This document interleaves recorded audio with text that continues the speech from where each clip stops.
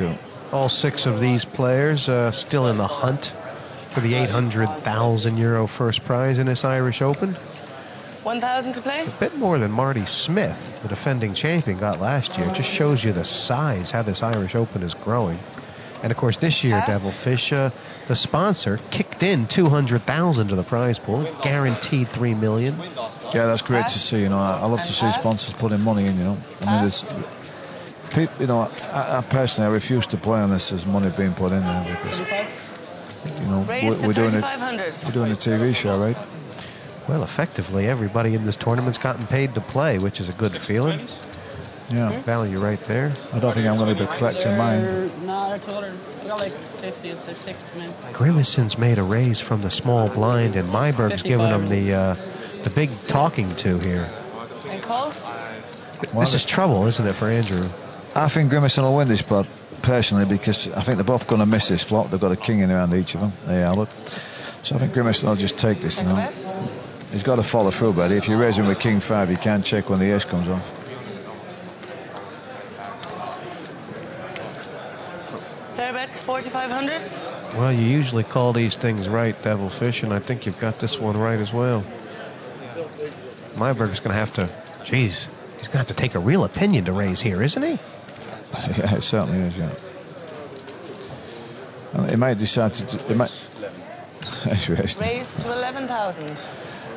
Well, there you go. And now, of course, Grimison's got to throw it away. This is strong stuff. And is Myberg taking a shot in the dark here, Devilfish, or has he picked up a read? I don't think you pick up a read on this kid. I mean, he's got a cap on covering his eyes and he covers his mouth with his hands. I mean, when he puts a bet in, I just think Myberg's just taking a flying go at it, like he's just having a go. Grimison's going to have to make a big re-raise here if he wants to take this. There's 22,000 in there right now.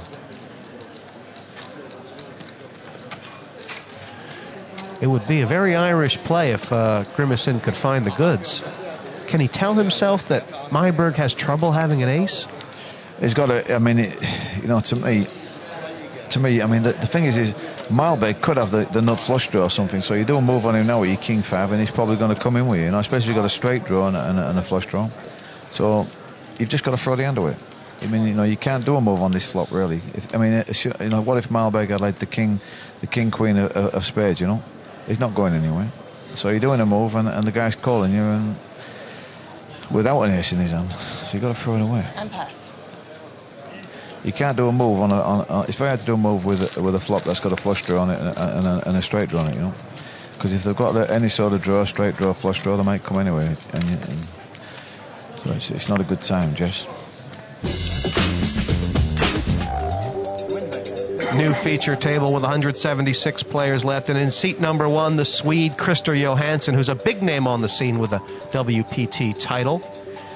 In seat number 2, from the north, Belfast, Damien Glavin, who's had quite a few results on the Irish scene. Seat number 3, all the way from Spain, this is Jose Antonio Galvez, an Irish poker hero. In seat 4, he runs the Bridge Club up north, Paul Leckie, 18,000 plus. And in seat number 5, from Galway, Derek Murray, a bit short stacked. And you can hear him coming from a mile away. Tony Cooney from Cork, big cash game player on the Irish scene. Seat number 7, last year's runner-up and one of the hottest poker players in Europe, Roland de Wolf. And in seat number 8, all the way over from Essex, it is Mark Phillips. Looking at the chips on the table, I'm here with the man who just took down the European Player of the Year title in Devilfish. You know a couple of these guys on the table. Christer Johansson, for sure. Yeah, I've played him lots of times. Very good player, very strong player. Nice guy. He's got a lot more chips, nearly as many as the rest of the table combined. Yeah, 89,400. You know, they're going to be seeing a lot of him. Be hearing a lot from him today, for definite. And, of course, Roland de Wolf, who was the runner-up here last year. I mean, he is a guy who can play fast, isn't he? Well, he ain't going to be playing too fast with 11,000 chips. He's got to get a bit lucky. I guess he's going to be a bit sick to be moved to the TV table. It's a lot slower than a normal table. Listen, the first thing he said, as I said, that was play fast, boys.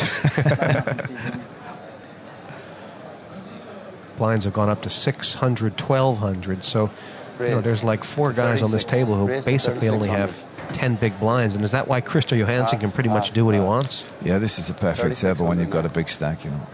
Perfect table for him. Everybody's got a small stack. They're all desperate. It's lovely. Decision time for Tony Cooney. Would you like to see him move all in here? What's he got? He's got 23,000. Yeah, probably. Yeah, I mean, Re-raise.